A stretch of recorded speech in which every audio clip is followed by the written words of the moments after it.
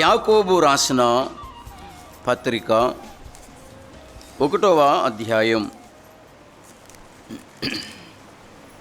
18వ వచనాన్ని మనం చదువుకున్నాం. యాకోబు రాసిన పత్రిక 1వ అధ్యాయం 18వ వచనం. ఆయన తాను సృష్టించిన వాటిలో మనము ప్రథమ ఫలముగా ఉండునట్లు సత్యవాక్యము వలన మనలను తన సంకల్ప ప్రకారము కనెను. మంచిది ప్రియులారా, దేవుని వాక్యాన్ని ధ్యానం చేద్దాం. మన అంశం ఏమిటి అంటే వచ్చుట, తెచ్చుట, ఇచ్చుట. ఈ 3 మాటలు మనం ఆలోచన చేద్దాం. వచ్చుట, తెచ్చుట, ఇచ్చుట. ఈ 3 మాటలు మనం ఆలోచన చేద్దాం. వచ్చుట అంటే ఆలయానికి వచ్చుట అని అర్థం. తెచ్చుట అంటే ఆత్మలను తేవటం. ఇచ్చుట అంటే అర్పణలు ఇచ్చుట. ఈ 3 మాటలు ఆలోచించేద్దాం. యాకోబు రాసిన పత్రిక 1వ అధ్యాయం 18వ వచనంలో దేవుని సంకల్పం, దేవుని ఆలోచన ఏమిటంటే ఈ సృష్టి అంతటిలో మనము ప్రథమ ఫలముగా ఉండాలంట. ప్రథమ ఫలం అంటే వేరే అర్థం ఉంది, కానీ నేను మరో కోణంలో జ్ఞాపకం చేస్తున్నా. ప్రథమ అంటే మొదటి అని అర్థం. ప్రథమ ఫలము అంటే మొదటి ఫలం. మనము ప్రథమ ఫలముగా ఉండుట అంటే మనం మొదటి వారంగా ఉండుట అని అర్థం. కొరింథీయులకు రాసిన మొదటి పత్రిక 16వ అధ్యాయం 15వ వచనంలో స్టెఫను ఇంటివారు అకయ యొక్క ప్రథమ ఫలమై ఉన్నారనియు వారు పరిశుద్ధులకు పరిచర్య చేయుటకు తమను తాము అప్పగించుకొని ఉన్నారని మీకు. స్టెఫను అంటే హతసాక్షి అయిన స్టెఫను కాదు, ఈయన మరొక ఆయన. ఈ స్టెఫను అకయ అనే ఊరిలో మొట్టమొదట నమ్ముకున్నవారు. ప్రథమ ఫలము అంటే మొట్టమొదట నమ్ముకున్నవారు అని అర్థం. వినండి, మనము మొదటి వారముగా ఉండాలి అనేది దేవుని ఆలోచన, దేవుని సంకల్పం, దేవుని వాక్యం చెప్పే సత్యం అది. సరే, ఏ విషయంలో మొదటి వారంగా ఉండాలి అంటే వచ్చే విషయంలో, వచ్చుటలో ముందుండాలి లేదా మొదటిగా ఉండాలి. అలాగే తెచ్చుటలో ముందు ఉండాలి, మొదటిగా ఉండాలి. అలాగే ఇచ్చుటలో కూడా ముందు లేదా మొదటిగా ఉండాలి. ఈ 3 మాటలు మనం ఆలోచన చేద్దాం. రోమీలకు రాసిన పత్రిక 15వ అధ్యాయం, రోమీలకు రాసిన పత్రిక 15వ అధ్యాయం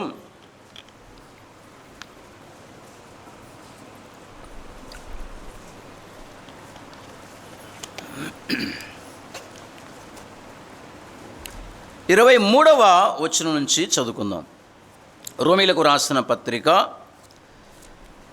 15వ అధ్యాయం 23వ వచనం నుంచి. ఇప్పుడైతే ఈ ప్రదేశములలో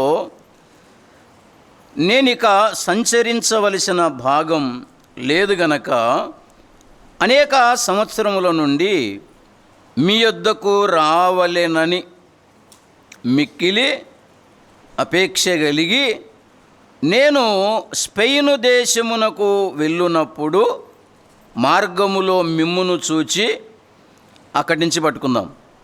మొదట మీ సహవాసము వలన కొంతమట్టుకు తృప్తి పొంది అన్నాడు. మొదట మొదట మీ సహవాసము వలన అన్నాడు. పౌలు ఆలోచన ఏమిటంటే, ఆయనకున్న కోరిక, ఆయనకున్న ఆశ, ఆయనకున్న కోరిక ఏమిటంటే రోమాలో ఉన్న సంఘముతో సహవాసం చేయాలి, రోమా సంఘానికి వెళ్ళాలి అనేది ఆయన ఆశ, ఆయన కోరిక. మొదట మీ సహవాసము అన్నాడు. అట్లయితే ఇలా చెప్పుకుందాం, ఒక విశ్వాసి మొదట స్థానిక సంఘ సహవాసాన్ని కోరుకోవాలి, స్థానిక సంఘ సహవాసం కోరుకోవాలి, సంఘానికి వస్తూ ఉండాలి, సంఘానికి వస్తూ ఉండాలి. ఇది తన జీవితంలో ఒక అలవాటు చేసుకోవాలి. ఆలోచన చేద్దాం. కాబట్టి సంఘానికి విశ్వాసి రావాలి, ఆగిపోకూడదు. ఒక క్రమమైన పద్ధతిలో దేవుని మందిరానికి, దేవుని సంఘానికి ఒక క్రమమైన పద్ధతిలో విశ్వాసి రావటం నేర్చుకోవాలి. ఎలా వస్తున్నావు ఆలోచన చేసుకో. క్రమంగా వస్తున్నావా, లేకపోతే ఎప్పుడో ఒకసారి అప్పుడప్పుడు అన్నట్లు వస్తున్నావా? ఒక క్రమమైన పద్ధతిలో నువ్వు సంఘానికి రావాలి. ఈ వచ్చే విషయంలో నువ్వు ముందు ఉండాలి. ఒకసారి ఆలోచన చేసుకో, నువ్వు వెనకబడిపోతున్నావో ముందున్నావో. చాలామంది వస్తున్నారు, నీకంటే ముందు వచ్చేవారు ఉన్నారు, నువ్వైతే వెనకబడిపోతూ ఉన్నావేమో. ఆలోచన చేసుకో.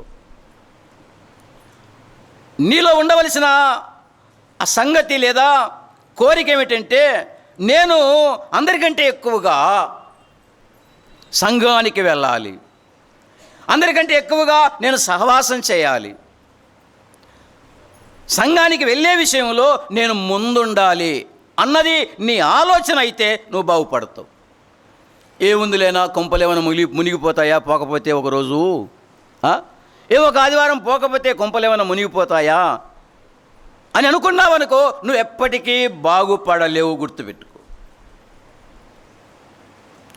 ఆలయానికి లేదా సంఘానికి సహవాసానికి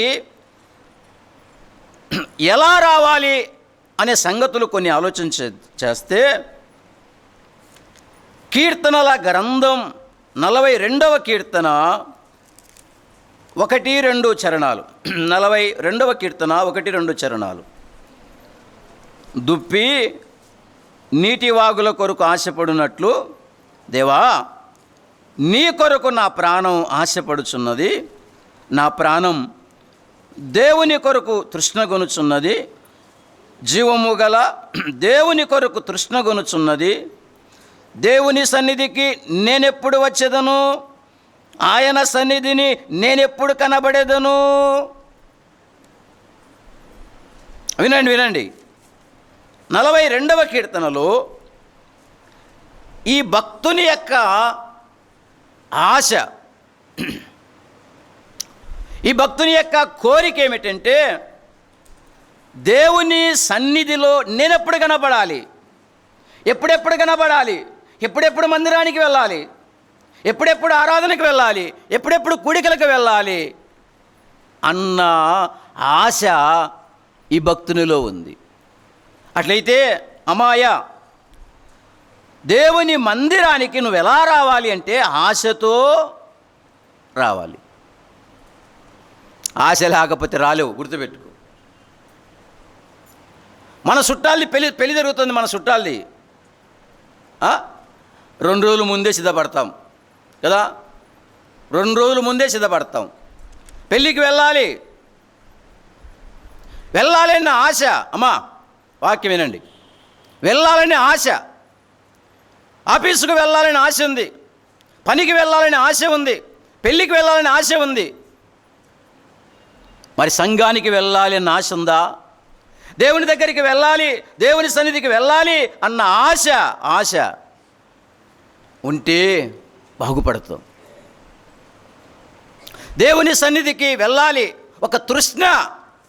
ఆ 42వ కీర్తనలో, దేవా నా ప్రాణం నీ కొరకు తృష్ణ అంటే దప్పిక, నీ కొరకు నా ప్రాణం తృష్ణ కొనుచున్నది, నా ప్రాణం దప్పికొంటా ఉంది. ఎప్పుడెప్పుడు నేను వెళ్ళాలి, ఆయన సన్నిధికి ఎప్పుడు వెళ్ళాలి, ఎప్పుడెప్పుడు వెళ్ళాలి, నేను ఎప్పుడు కనబడను. నీకుందా ఈ ఆరాటం, ఈ ఆశ నీకుందా? నీకే గనక ఈ ఆశ ఉంటే 107వ కీర్తన 9లో రాయబడింది, ఏలయనగా ఆశగల ప్రాణమును ఆయన తృప్తిపరిచి ఉన్నాడు. ఆలోచించేద్దాం.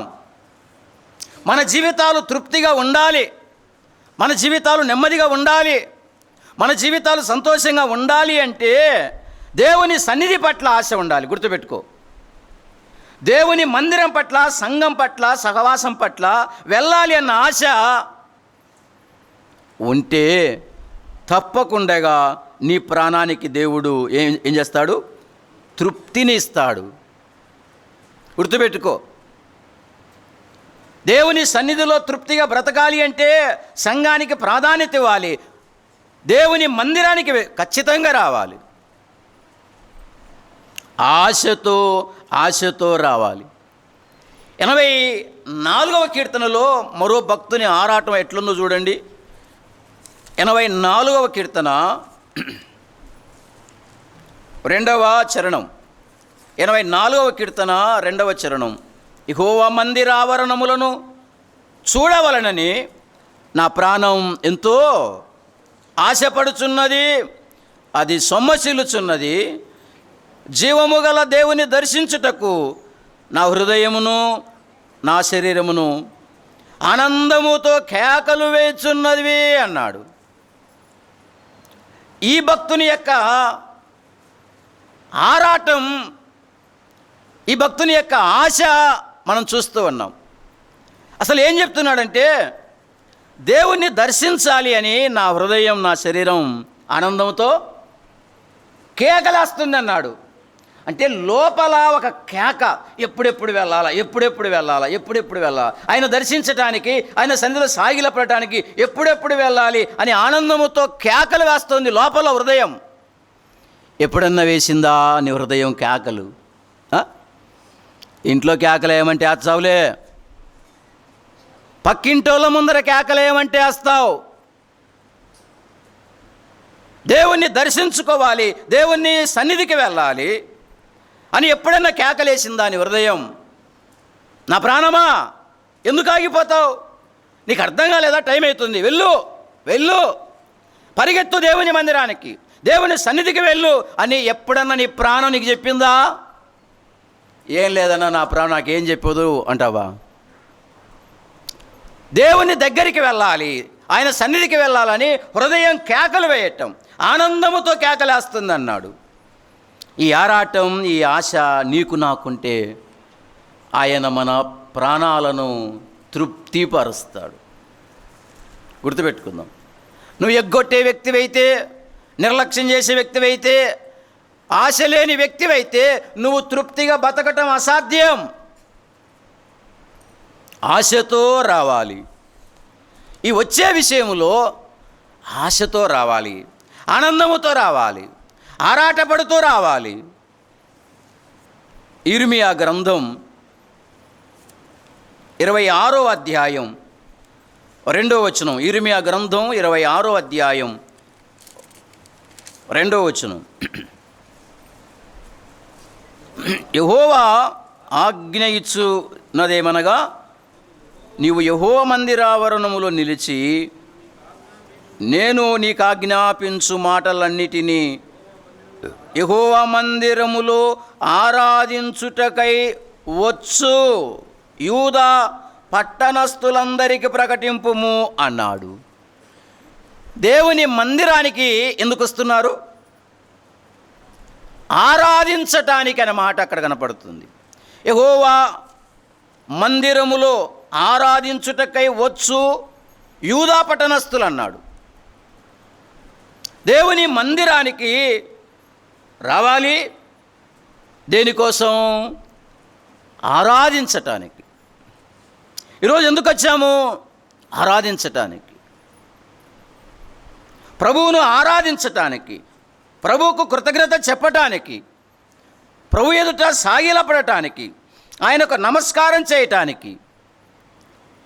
నిన్న జ్ఞాపకం చేసుకున్నాం చాలా మాటలు. ఈ భూమి మీద మనకున్న కర్తవ్యం, ఈ భూమి మీద ఉన్న మన బాధ్యత ఏమిటంటే యెహోవాను లేదా మన ప్రభువును ఆరాధించటం. ఈ ప్రపంచంలో మంచిదంటే ఏదైనా ఉందంటే అది ఆయన్ను స్తుతించటమే. 92వ కీర్తనలో యెహోవాను స్తుతించుట మంచిదన్నాడు. ఏదైనా మంచిది ఉందంటే ఆరాధనే, ఆయన స్తుతించటం, ఆయన పొగడటం. కాబట్టి దేనికి రావాలి? ఆరాధనకు రావాలి. ఆరాధించడానికి రావాలి, స్తుతించడానికి రావాలి. అయితే ఒక ఆయన వచ్చాడు. ఎందుకు వచ్చాడో చూడండి. అపోస్తలుల కార్యముల గ్రంథం 8వ అధ్యాయం 19వ వచనం. 8వ అధ్యాయం 19వ వచనం. వారి ఎదుట ద్రవ్యము పెట్టి నెవని మీద చేతులుంచుదును, వాడు పరిశుద్ధాత్మను పొందునట్లు ఈ అధికారము నాకీయుడని అడిగెను. వినండి. ఇక్కడ గారడి సీమోను అనే ఒక వ్యక్తి ఉన్నాడు. సంఘానికి వచ్చాడు. అందరు చేతులు ఎత్తి బాప్తీసం తీసుకుంటుంటే ఈయన కూడా చేయెత్తి బాప్తీసం తీసుకున్నాడు. సంఘంలో చేర్చబడ్డాడు.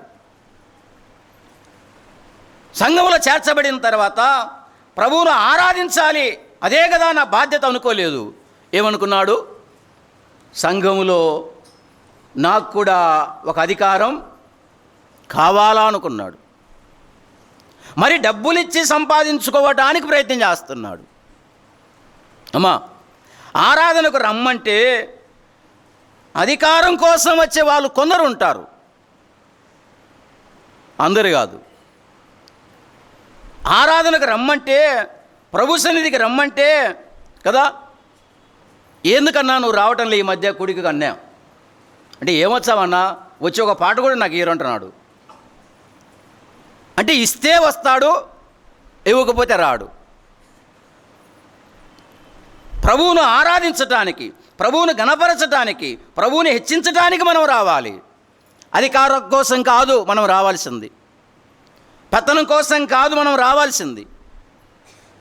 మన ప్రభువును గణపరచటానికి, మన ప్రభువును ఆరాధించటానికి. ప్రభువు ఎవరికి ఏ బాధ్యతలు ఇస్తాడో వారు ఆ బాధ్యతలు నెరవేర్చాలి. కానీ నువ్వు కోరుకోవటం కాదు.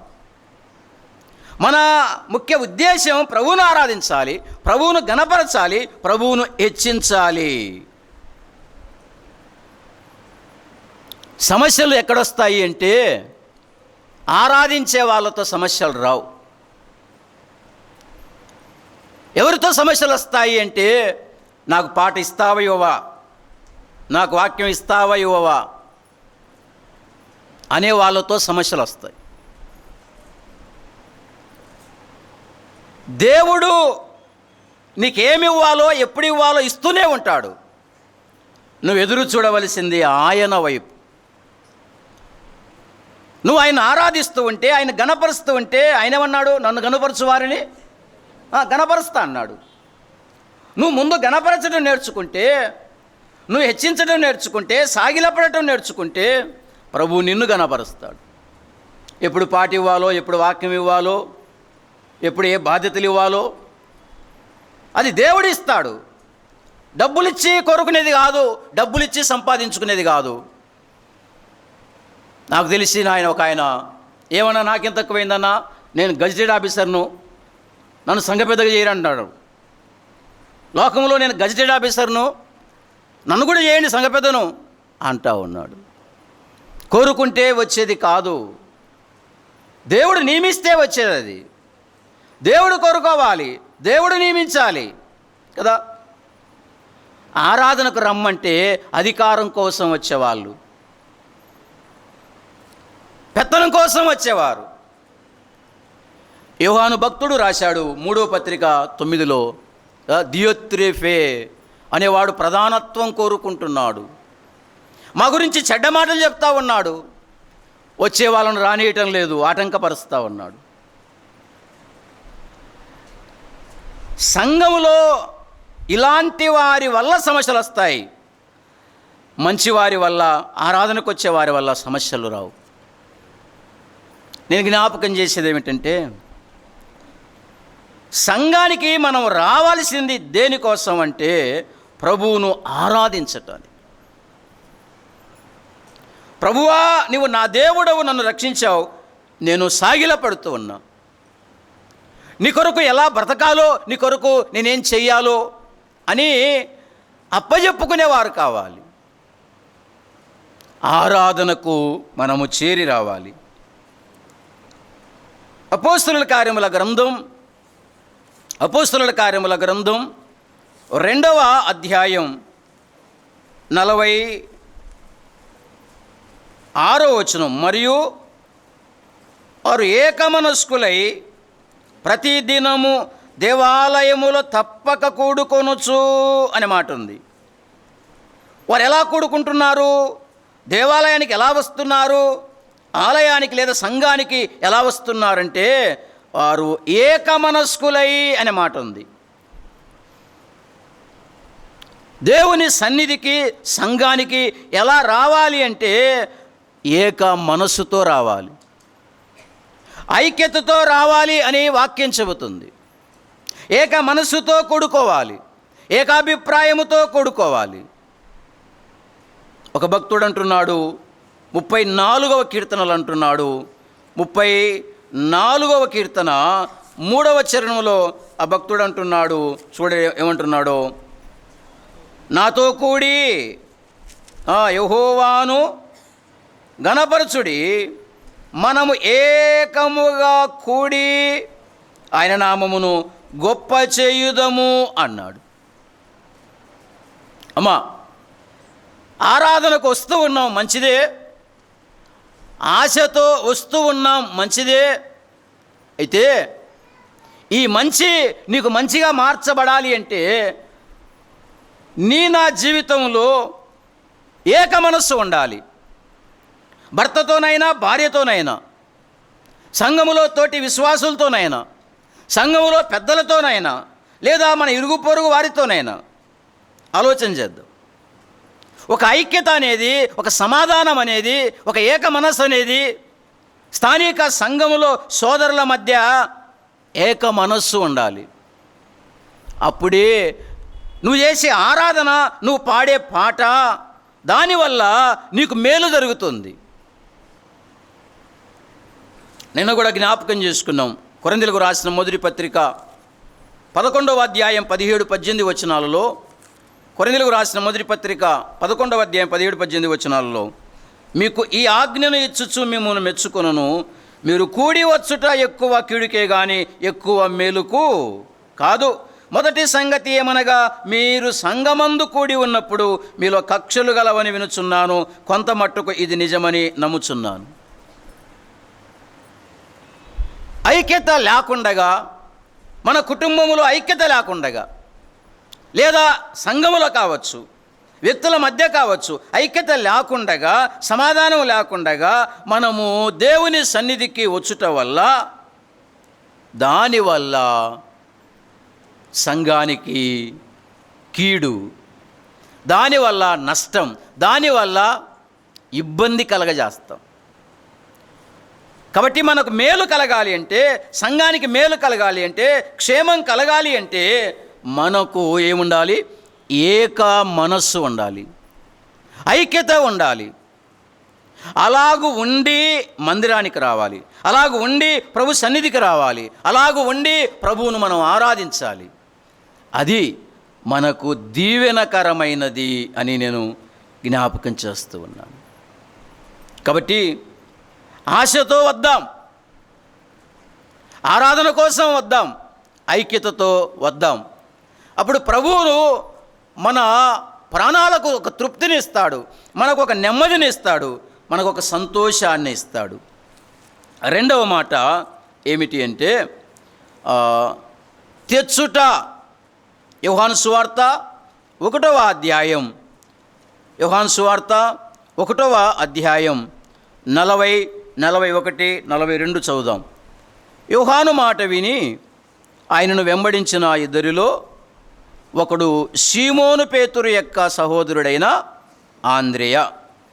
ఇతడు మొదట తన సహోదరుడైన సీమోనును చూచి, మేము మెస్సియాను కనుగొంటిమని అతనితో చెప్పి యేసు నొద్దకు అతన్ని తోడుకొని వచ్చెను అన్నాడు.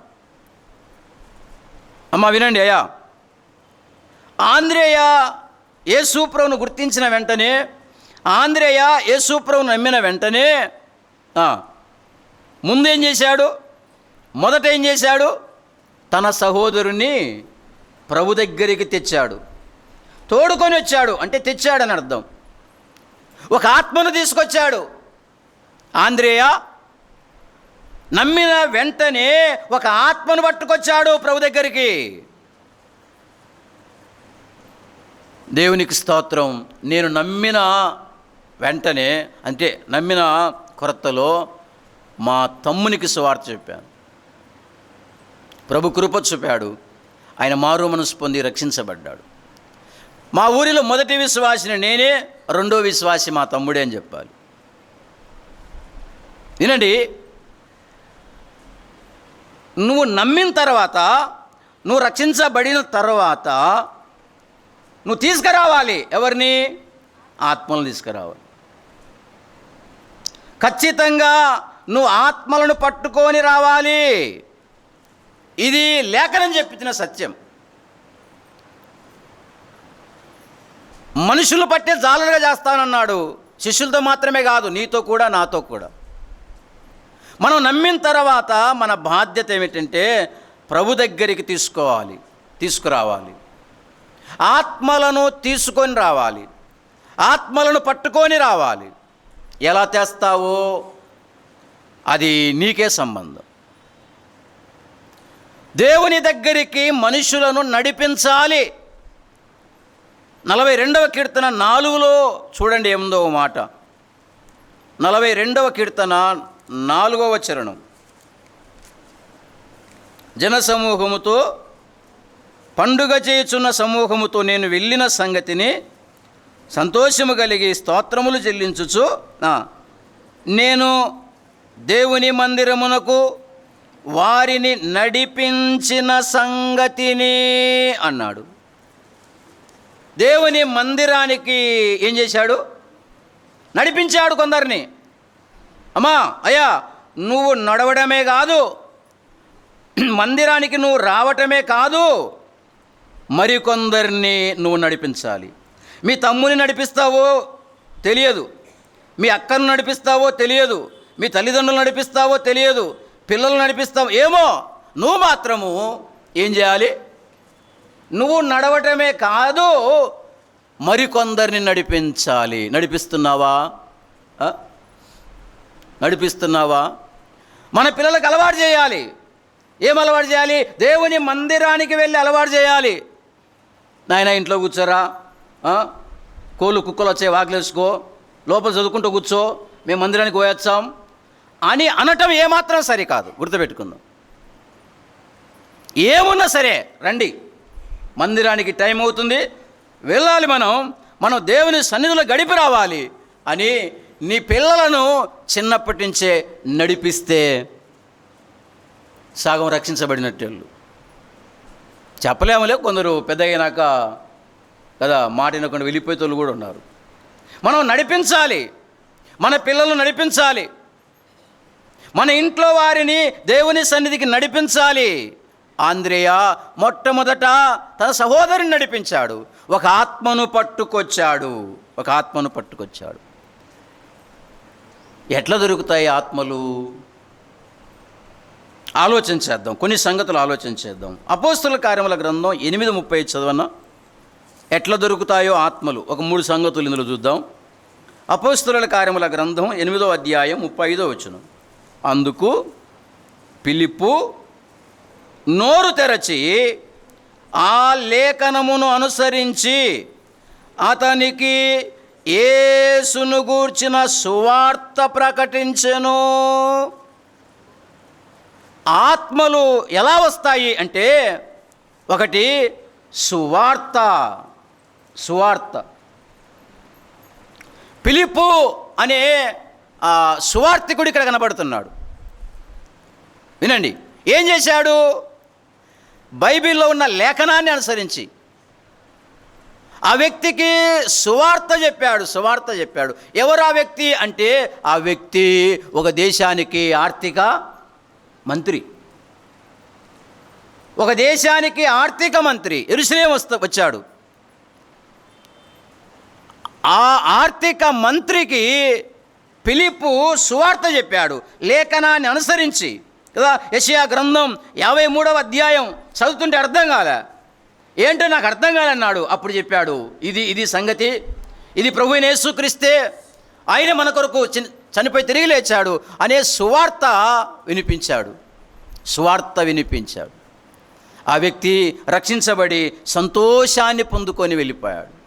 అమ్మా వినండి, ఆత్మలు రక్షించబడాలి అంటే సువార్త అన్నది అత్యంత ప్రాముఖ్యమైన విషయం, గుర్తుపెట్టుకుందాం. అందుకే స్థానిక సంఘం ఏం చేస్తుంది? సువార్తకు వెళ్తుంది.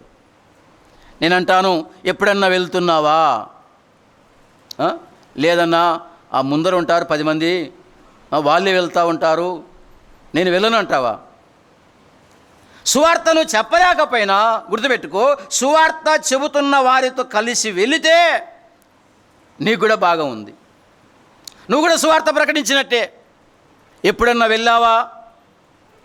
సువార్తకు వెళ్ళాలి, సువార్త చేయాలి. మనం ఈ ప్రపంచంలో ఉన్న ఆత్మలను రక్షించేది ఏమిటి అంటే సువార్తే. కొరింథీయులకు రాసిన మొదటి పత్రిక 1వ అధ్యాయం 21వ వచనం ఇలా వ్రాయబడి ఉంది. కొరింథీయులకు రాసిన మొదటి పత్రిక 1వ అధ్యాయం 21వ వచనం, దేవుని జ్ఞానానుసారంగా లోకము తన జ్ఞానము చేత దేవునిని ఎరగకుండినందున సువార్త ప్రకటన అను వెర్రితనము చేత నమ్ము వారిని రక్షించుట దేవుని దయాపూర్వక సంకల్పమాయను. వినండి ప్రియులారా, లోకం తనకున్న జ్ఞానం చేత దేవుని తెలుసుకోవటం అసాధ్యం. నువ్వు ఏ గ్రంథమన్నా చదువు, వేదాలన్నా చదువు, భగవద్గీతనా చదువు, లేకపోతే ఇంకొకటి ఏదన్నా చదువు, తన జ్ఞానం చేత దేవుణ్ణి తెలుసుకోవటం అసాధ్యం. మనిషికి అది అసాధ్యం. దేవుడు ఏమాత్రం దొరకడట్లా. మరి ఎలా దొరుకుతున్నాడు అంటే సువార్త ద్వారే. సువార్త ప్రకటన ద్వారా మనుషులు దేవుని తెలుసుకోగలుగుతారు. యేసుప్రభువుని తెలుసుకుంటే దేవుని తెలుసుకున్నట్టే. సువార్త ద్వారా మనుషులు రక్షించబడతా ఉన్నారు. ఇట్టి గొప్ప కార్యములను పాలు పొందుతున్నావా లేదా అనేది, ఇట్టి సువార్త కార్యక్రమంలో నువ్వు కూడా పాలు పంచుకుంటున్నావా లేదా అనేది ఇప్పుడు కావాలి. సువార్త ద్వారా మనుషులను మనము ప్రభు దగ్గరికి నడిపించవచ్చు. మనం సువార్త చెప్పలేకపోవచ్చు, కానీ చెప్పేవారితో కలిసి పాలు పొందితే కదా ఆత్మలను దేవుని సన్నిధికి నడిపించే అవకాశం ఉంది.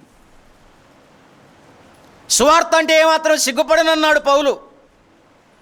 నేను ఏమాత్రం సిగ్గుపడను, నా మట్టుకు నాకు చేతనైనంత మట్టుకు నేను సువార్త ప్రకటించడానికి సిద్ధం అన్నాడు. కాబట్టి ఒకటి, సువార్త ద్వారా మనము ఆత్మలను నడిపించవచ్చు.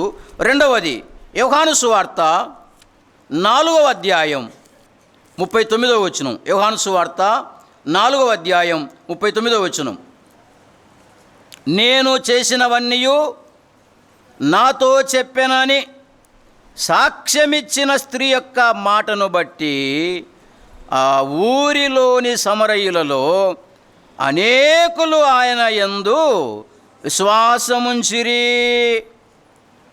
తెచ్చుట, ఆత్మలను తీసుకురావాలి.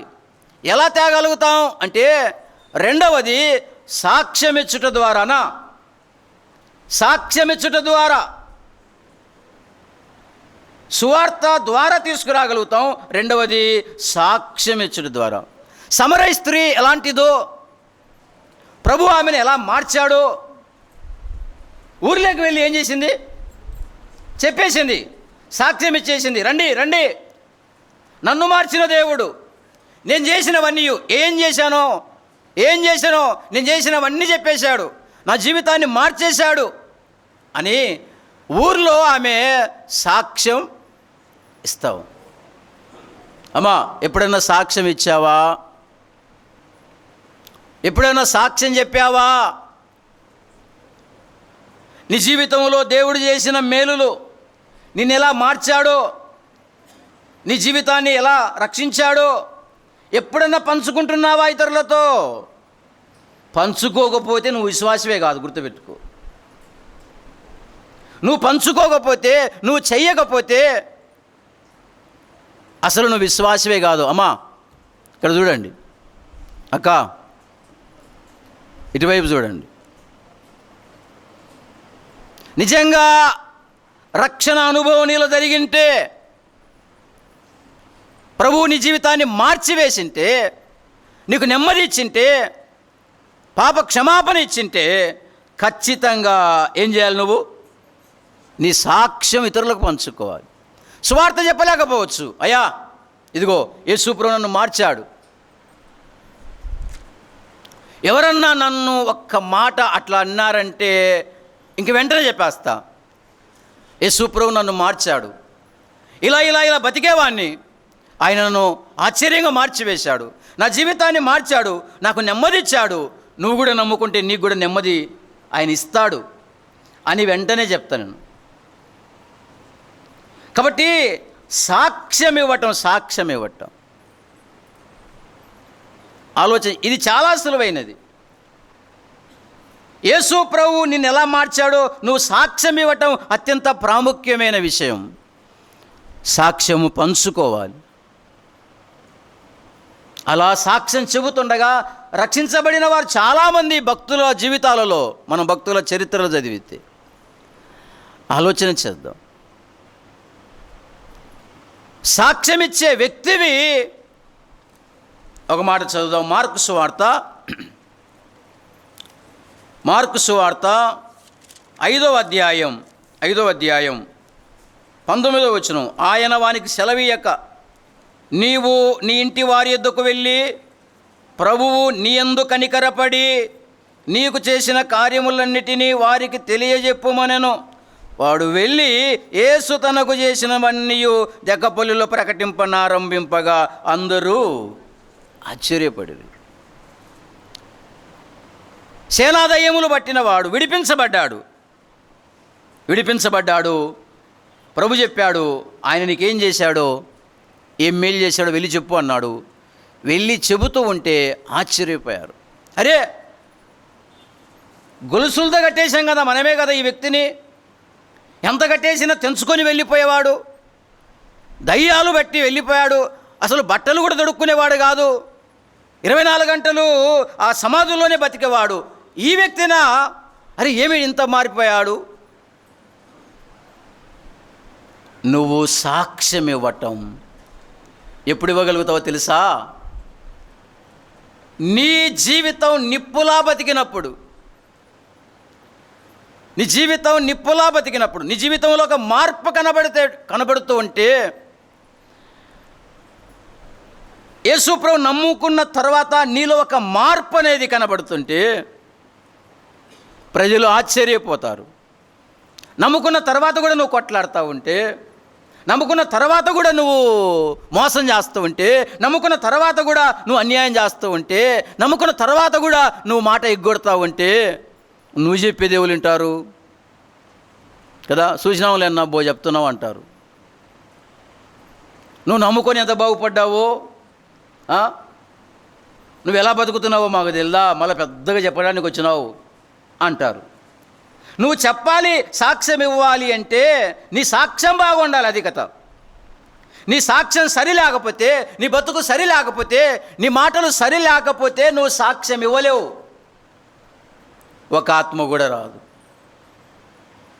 కాబట్టి ఒకటి, సువార్త ద్వారా ఆత్మలను తీసుకురావచ్చు. రెండవది, సాక్ష్యం ఇచ్చుట ద్వారా. ఇవి చాలా ప్రాముఖ్యం, గుర్తుపెట్టుకుందాం. సాక్ష్యం సరి లేకపోతే ఆత్మలు దూరం అయిపోతుంటారు.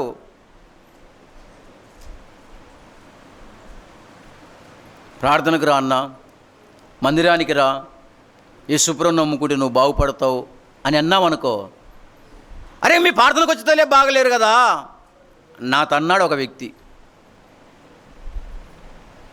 మీ ప్రార్థనకు వస్తే ఆయనే బాగలేడే, మరి డబ్బులు చెగొట్టాడు. మరి సాక్ష్యం సరి లేకపోతే మనమే ఒక అడ్డుబండలా, మనమే ఆటంకపరిచే వారంగా ఉంటాం. గుర్తుపెట్టుకుందాం.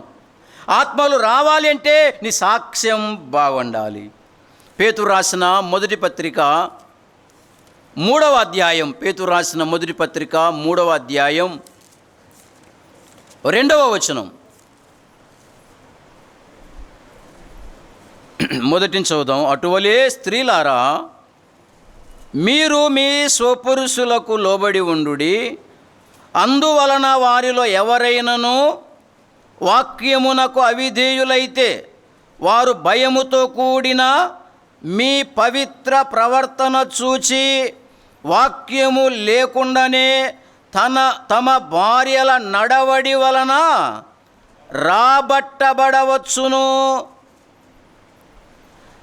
రాబట్టబడవచ్చును, నడిపించవచ్చును, తీసుకురావచ్చును వాళ్ళను. ఎట్లా అంటే, ఒకటి స్వార్థ ద్వారా, 2 సాక్ష్యం ద్వారా, 3 సత్ప్రవర్తన. స్త్రీలకు చెప్తా ఉన్నాడు, అమ్మా మీ ఆయన నమ్ముకోలేదా? అక్క మీ ఆయన మందిరానికి రాడా? అయితే నేను చెప్తా విను అంటున్నాడు పేతురు. నువ్వేం చేయాలి తెలుసా? ఆయన రావాలి అంటే, ఆయన నువ్వు రాబట్టుకోవాలి అంటే కదా. ఏ మందిరంలోనైనా సోదరులు ఎక్కువ అంటారు కదా, వాళ్ళ ఇంట్లో ఉన్న సోదరులు మాత్రం రాలేరు. అదేం విచిత్రమో, మా ఊర్లో సోదరులు ఎక్కువ అంటారు, సోదరులు తక్కువ అంటారు. కాబట్టి ఇంట్లో ఉన్న ఆయన రాబట్టాలి అంటే, మందిరానికి నడిపించాలి అంటే మూది బట్టి వర్షావనుకో సచ్చినా మందిరానికి రాడు. ఇంట్లో కాలు పెడితేనే ఒకటేమైనా గొనుగుడే సనుగుడే అనుకో, సచ్చారాడుగా మందిరానికి. అందుకే పేతురు ఏం చెప్తున్నాడు, ఆయనను రాబట్టాలి అంటే నువ్వు లోబడి ఉండు, నువ్వు విధేయత చూపు, భయముతో కూడిన పవిత్ర ప్రవర్తన నీలో కనపడాలి. ఆయన నిన్ను చూస్తూ ఉంటే నీలో ఉన్న ఆ మంచి ప్రవర్తన, ఆ పవిత్రమైన ప్రవర్తన కదా, నీ నడవడిక, నీ మాట, నువ్వు చూపే ప్రేమ ఉందే, అది చూస్తే ఇంక వచ్చేస్తాడు మందిరానికి.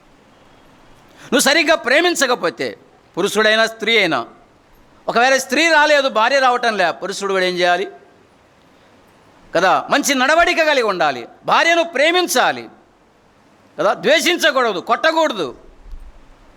మెట్టుకు మన మంచి ప్రవర్తన, పురుషుడైనా స్త్రీ అయినా మనలో కనబడే ఆ మంచి ప్రవర్తన కదా, ఆ ప్రేమ, ఆ జాలి, ఆ నడవడిక, ఆ మాట తీరు చూసి వాళ్ళను రాబట్టుకోవచ్చు అన్నాడు. పోగొట్టుకుంటున్నావేమో, మన మాటలు సరిలేక, మన ప్రవర్తన సరిలేక వాళ్ళను పోగొట్టుకుంటున్నావేమో, ఆలోచన చేద్దాం. కాబట్టి నడవడిక ద్వారా, మంచి ప్రవర్తన ద్వారా మనము ఆత్మలను ప్రభు దగ్గరికి నడిపించగలుగుతాం. అక్కడే 2వ అధ్యాయంలో 12వ వచనంలో అంటున్నాడు, అన్యజనులు మిమ్మును ఏ విషయములో దుర్మార్గులని దూషింతురో ఆ విషయములో వారు మీ సత్క్రియలను చూచి వాటిని బట్టి దర్శన దినమున దేవుని మహిమపరచునట్లు వారి మధ్యను మంచి ప్రవర్తన గలవారై ఉండవలనని మిమ్మల్ని బతిమాలుకొనుచున్నాను. మంచి ప్రవర్తన, సత్ప్రవర్తన.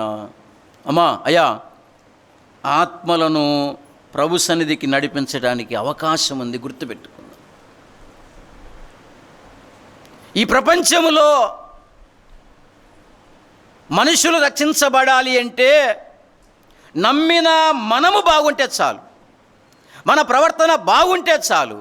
అదే గొప్ప సాక్ష్యం. నమ్మిన మనం బాగలేకపోతే, నమ్మిన మన మాటలు బాగలేకపోతే, మన ప్రవర్తన బాగలేకపోతే ఖచ్చితంగా మనమే వాళ్ళను దూరం చేసినట్టు గుర్తుపెట్టుకుందాం. కాబట్టి తెచ్చుట, ఆత్మలను తెచ్చుట. నువ్వు ఆత్మలను నడిపించాలంటే 1 సువార్త, 2 సాక్ష్యం, 3 సత్ప్రవర్తన. 3వ మాట నేను త్వరగా చెప్పి ముగిస్తున్నాను. కొరింథీయులకు రాసిన 2వ పత్రిక 8వ అధ్యాయం. కొరింథీయులకు రాసిన 2వ పత్రిక 8వ అధ్యాయం 10వ వచనం. ఇందును గూర్చిన నా తాత్పర్యము చెప్పుచున్నాను. సంవత్సరం క్రిందటనే ఈ కార్యము చేయుట ఎందేగాక చేయ తలపెట్టుట ఎందు కూడా, అక్కడి నుంచి మొదటి వారై ఉండిన మీకు మేలు అన్నాడు. 12లో ఏమన్నాడంటే, మొదట ఒకడు సిద్ధమైన మనస్సు కలిగి ఉంటే శక్తికి మించి కాదు కానీ కలిమి కొలది ఇచ్చినది ప్రీతికరమవును. ఇచ్చుట, అందులో మొదట ఉండాలి అంటున్నాడు పౌలు. కొరింథీయులకు రాస్తూ వారు ఇస్తామని చెప్పారు గతంలో, కానీ ఇవ్వటంలే. అందుకు ఏం చెప్తున్నాడంటే, అయ్యా మీరు అనుకున్నారు కానీ ఆలస్యం చేస్తున్నారు, తడువు చేస్తున్నారు. ఆ ఇచ్చే విషయంలో మీరు మొదట ఉంటే ఎంత బాగుండునో. మొదట ఉండిన ఎడల, మొదటి వారే ఉండిన ఎడల మీకు మేలు అన్నాడు. కాబట్టి ఒక విశ్వాసి, వినండి, ఆలయానికి వస్తూ ఉండాలి, ఆత్మలను తెస్తూ ఉండాలి. 3వది అర్పణలు ఇస్తూ ఉండాలి, కానుకలు ఇస్తూ ఉండాలి. అది నిరంతరము జరిగే ప్రక్రియ. ఇచ్చానన్నా పోయిన సంవత్సరం దండిగా అంటే కుదరదు. అది నిరంతరము జరిగే ప్రక్రియ. నీ జీవితాంతం దేవునికి నువ్వు ఇస్తూ ఉండాలి కదా. దేవుని వాక్యం చెబుతుంది, పుచ్చుకొనుట కంటే ఇచ్చుట ధన్యం. అపోస్తుల కార్యముల గ్రంథం 20:35 కనపడుతుంది. పుచ్చుకొనుట కంటే ఇచ్చుట ధన్యం. ఇలా జ్ఞాపకం చేస్తా. మనం దేవుని దగ్గర ఏం చేస్తున్నాం? పుచ్చుకుంటున్నాం కదా. చేతులెత్తి అడుగుతూ ఉన్నాం, దేవా సహాయం చెయ్యి, నా కుటుంబాన్ని దీవించు, మంచిదే, నా పిల్లల్ని దీవించు కదా, ఉద్యోగం దయచేయి కదా, ఇల్లు దయచేయి. దేవుని ద్వారా పుచ్చుకుంటూ ఉన్నాం. అయితే మనం తిరిగి దేవునికి ఇవ్వాలి. గుర్తుపెట్టుకో. నువ్వు దేవునికి 10 రూపాయలు ఇవ్వకుండగా ఎప్పుడు చూసినా పుచ్చుకోవాలి అని అనుకుంటే మాత్రం వాక్యం ఒప్పుకోదు. దినవృత్తాంతముల మొదటి గ్రంథం 29వ అధ్యాయం 12, 13, 14 చదివితే దావీదంటాడు, దేవా ఈ బలము, ఈ పరాక్రమం నీవే కదా, సమస్తము నీ వలనే కలిగాయి, నువ్వు ఇచ్చిన దాంట్లోనే కొంత మేము నీకు ఇస్తున్నాం. అమ్మా అయ్యా, దేవుడు నీకు ఇచ్చిన దాంట్లో ఏమిస్తున్నాడో తిరిగి కొంత నువ్వు దేవునికి ఇవ్వాలి. గుర్తుపెట్టుకో. దేవునికి మన అర్పణలు, దేవునికి మన కానుకలు ఇస్తూ ఉండాల. దేవుడిచ్చిన దాంట్లో తిరిగి ఆయనకు ఇవ్వాలా. ఆయన సొమ్ము అది, నీ సొమ్మేం కాదు. వెండి నాదే, బంగారు నాదే అన్నాడు. నీకు వెండి ఉందా, బంగారు ఉందా, అంతస్తు ఉందా, ఉద్యోగం ఉందా, ఆయన ఇచ్చిందే. నువ్వు సంపాదించుకుని ఏం లేదు. గుర్తుపెట్టుకో. ఆయన ఇచ్చిన దాంట్లో నువ్వు కూడా తిరిగి ఆయనకు ఇవ్వాలి. మలాకి గ్రంథం 3వ అధ్యాయం 10 అన్నాడు కదా. ఆ మాటలు చదువుదాం. మలాకి గ్రంథం 3వ అధ్యాయం నేను త్వరగా ముగించబోతున్నా. 3వ అధ్యాయం 10వ వచనం, నా మందిరములో ఆహారం ఉండునట్లు 10వ భాగమంతయు మీరు నా మందిరపు నిధిలోనికి ఎక్కడివ్వాలి అమ్మా? మందిరపు నిధులు ఇవ్వాలి. కల్వరి టెంపుల్గా వినండి. ఒక విశ్వాసి సొమ్ము స్థానిక సంఘములు ఇవ్వాలి, బయట కాదు.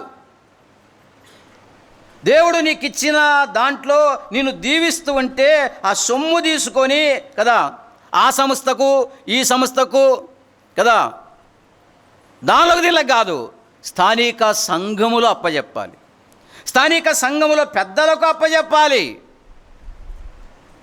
ఆలోచన చేద్దాం. నాకు తెలిసిన ఒక ఆయన ఉన్నాడు, సంవత్సరం వచ్చే ఏం చేస్తాడు తెలుసా? సొమ్ము దేవుని సంఘంలో ఇవ్వడు కదా. ఏం చేస్తాడు? ఒక 100 చీరలు కొంటాడు. నేను చీరలు వంచుతుండా, పేదోళ్ళకు నేను ఇస్తా ఉన్నా అంటాడు.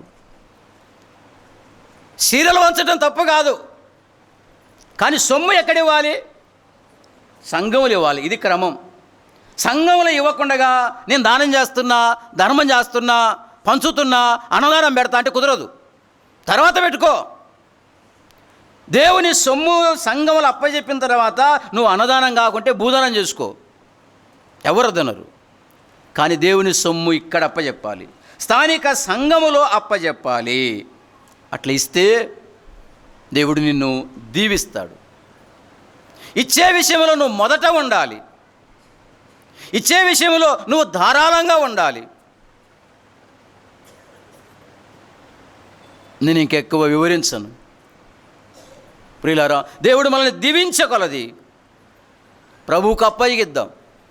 ఆలస్యం చేయకుండా, తడువు చేయకుండా, ధారాళంగా మాటి మాటికి దేవునికి ఇస్తూ ఉండాలి. ఒక మాట సామెతల గ్రంథం 3వ అధ్యాయం 9 చదువుదాం. సామెతల గ్రంథం 3వ అధ్యాయం 9వ వచనం.